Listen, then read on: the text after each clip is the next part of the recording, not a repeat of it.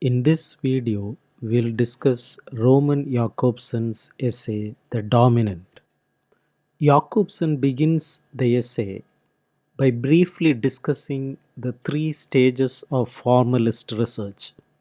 In the first stage, the focus is on analyzing the sound aspects of a literary work.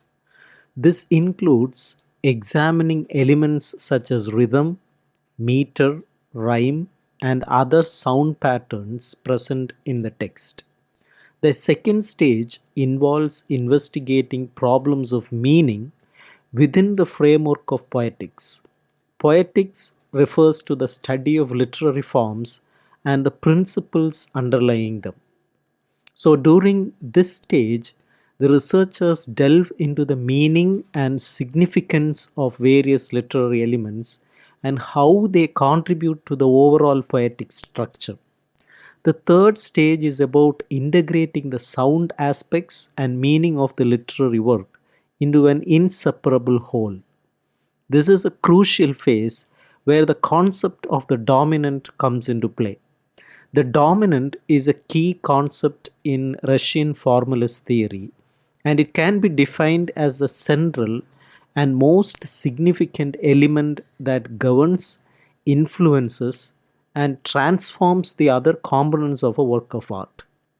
It is the dominant that ensures the integrity and coherence of the entire structure of the literary work.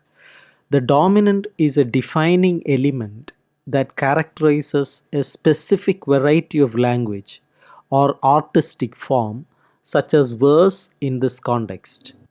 Bound language, which is characterized by its prosodic pattern or verse form, relies on the concept of the dominant to maintain its structure and meaning. The dominant is the most important or mandatory and inseparable constituent that exerts direct influence over all the other elements within the given literary period and artistic trend. Verse itself is not a simple and indivisible concept. It is a system of values with its own hierarchy of superior and inferior values.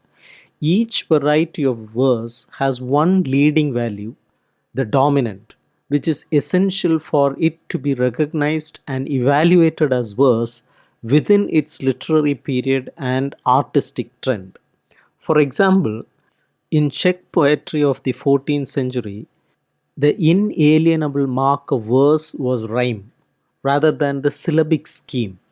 Even poems with unequal numbers of syllables per line, known as measureless verses, were considered verses because they contained rhyme, whereas unrhymed verses were not accepted during that period.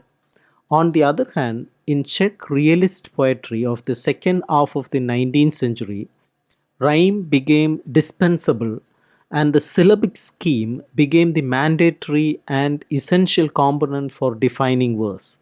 Free verse, lacking a strict rhyme or syllabic pattern, was considered unacceptable arrhythmia within the context of that poetic school. In the present day Czech poetry, influenced by modern free verse, neither rhyme nor a syllabic pattern is mandatory for verse.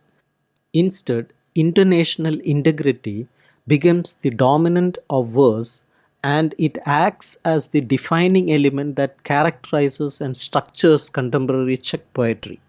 The concept of the dominant can be applied not only to individual artistic works or the norms of a particular poetic school, but also to the art of a specific era as a whole.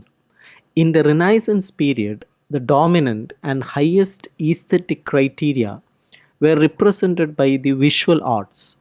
Other forms of art oriented themselves around the visual arts and were judged based on their proximity to them. On the other hand, during the Romantic era, music held the supreme value. As a result, Romantic poetry was influenced by music, and its verse structure and intonation imitated musical melody. This focus on an external dominant significantly impacted the structure of the poem affecting its sound texture, syntax, imagery, meter, strophical criteria, and overall composition. Similarly, in realist aesthetics, the dominant was verbal art, leading to a modification of the hierarchy of poetic values accordingly.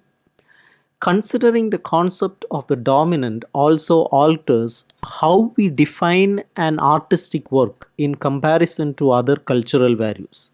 For example, when we view a poetic work through the lens of the dominant, the relationship between poetry and other forms of verbal communication becomes more precisely determined. While some epochs have equated a poetic work with a pure aesthetic function, the formalist school recognized that such an equation was erroneous. A poetic work encompasses more than just an aesthetic function. It can also have philosophical, didactic, and other intentions. Additionally, aesthetic function extends beyond poetry alone and can be found in various forms of communication, including speeches, conversations, newspaper articles, advertisements, and even scientific treatises. These various forms may employ aesthetic considerations, utilize words for their own sake, and not merely as a means of reference.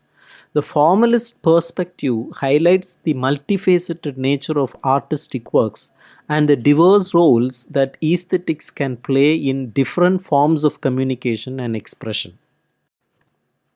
The mechanistic standpoint, in contrast to the monistic viewpoint, recognizes the multiple functions of a poetic work and sees it as a mechanical combination of these functions. Some may view a poetic work as a straightforward document of cultural history, social relations, or biography, considering its referential function along with other aspects.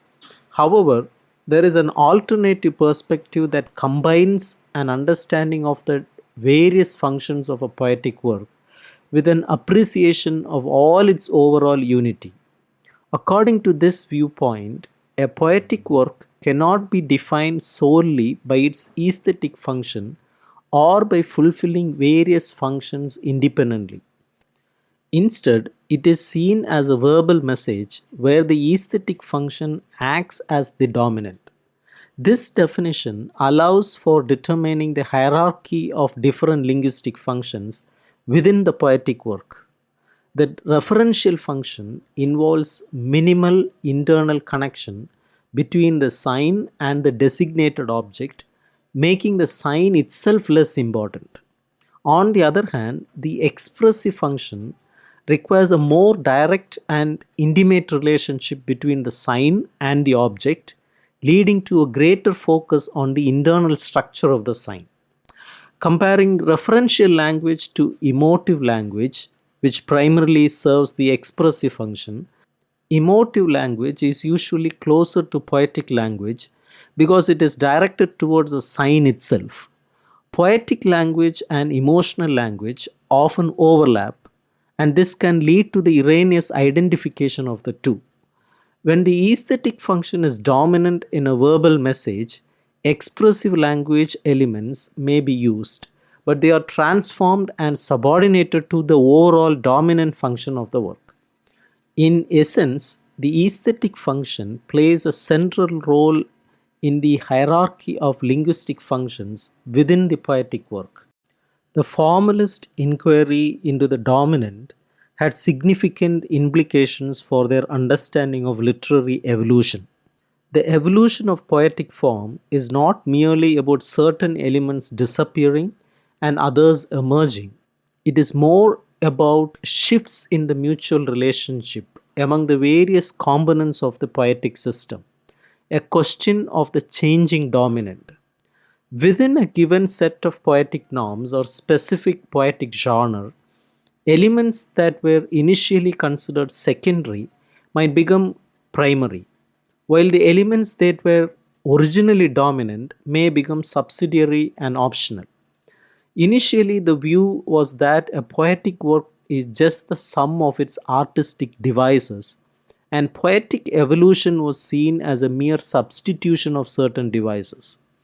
But as formalism developed, they came to perceive a poetic work as a structured system, a well ordered hierarchical set of artistic devices.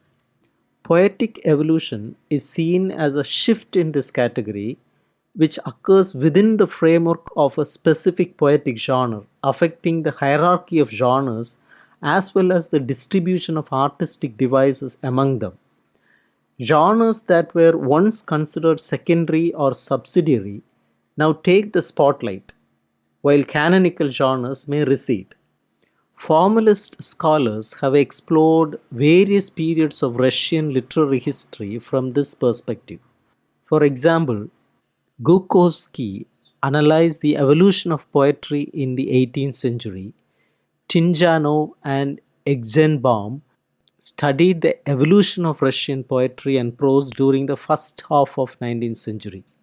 Viktor Vinogradov focused on the evolution of Russian prose starting with Gogol, and Exgenbaum examined Tolstoy's prose development alongside contemporary Russian and European prose. This approach enriched the image of Russian literary history, making it more cohesive, ordered, and comprehensive rather than fragmented approach of earlier literary scholarship. The problems of evolution also extend to the study of changes in the relationship between different arts, examining transitional regions between painting and poetry, like illustration, or border regions between music and poetry, like the Romance, has proven to be particularly fruitful for understanding these relationships and how they evolve over time. This interdisciplinary approach allows for a deeper exploration of the interplay between various artistic forms and their evolution throughout history.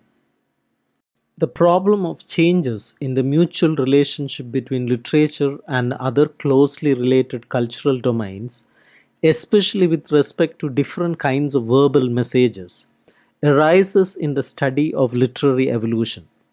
The boundaries between these domains are often unstable and can change over time, affecting the content and extent of each domain.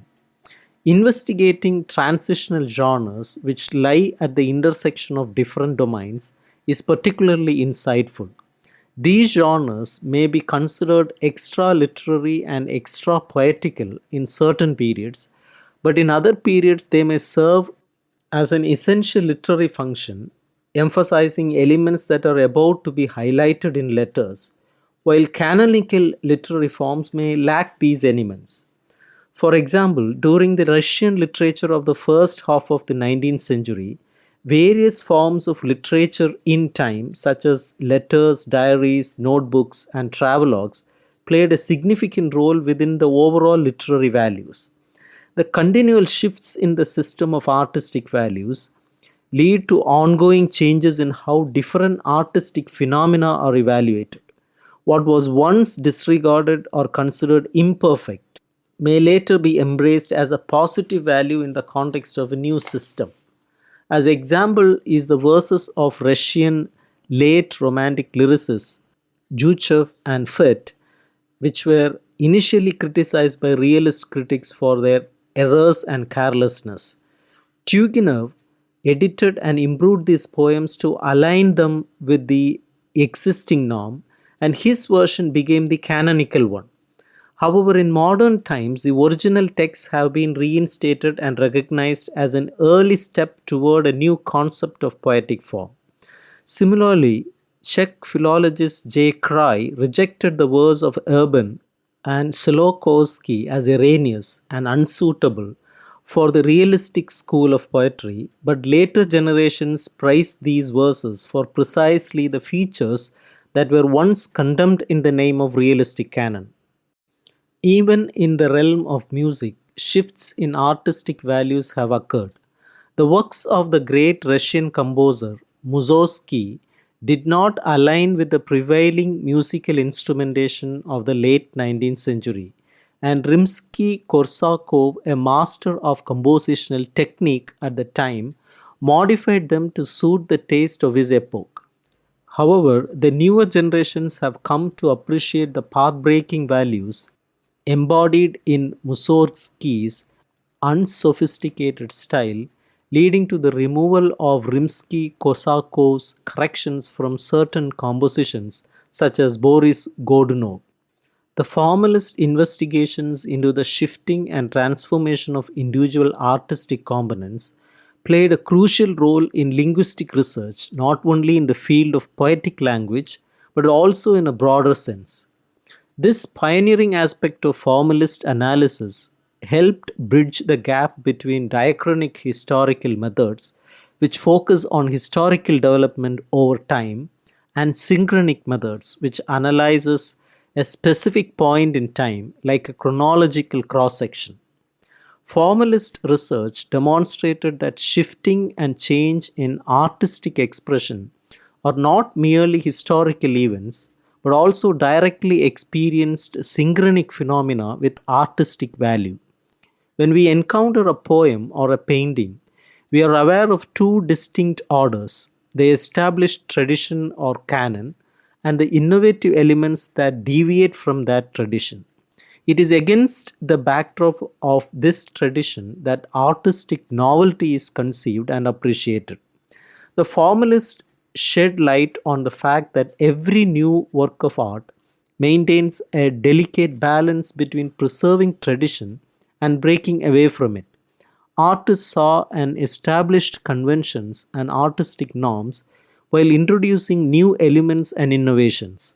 This simultaneous preservation and deviation from tradition form the essence of creative expression in each new artwork.